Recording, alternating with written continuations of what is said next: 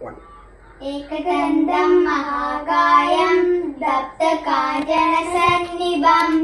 लम्बोदरं विशालाक्षं वन्देऽहं गणनायकं मौलिकृष्णाजिनतरं नागयत्नोपवीर्यं बालेन्द्रविलसौमौली वन्देऽहं गणनायकम् अम्बिकाकृतयानन्दं बाधुविद्वरिवेशितं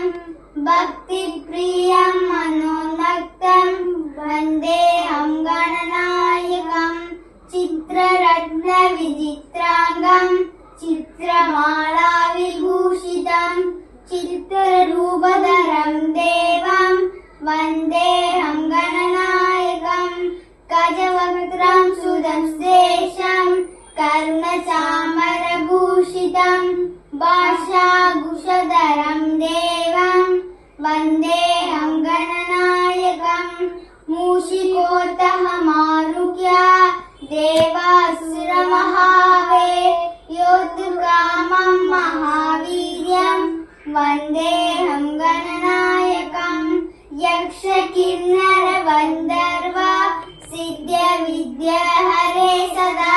स्तूयमानं महामाहुं वन्देऽहं गणनायकं सर्वविघ्नहरं देवं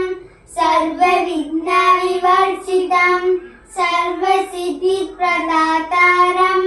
वन्देऽहं गणनायकं गणाष्टकं विदं पुण्यं यप्पडे सदतन्नरः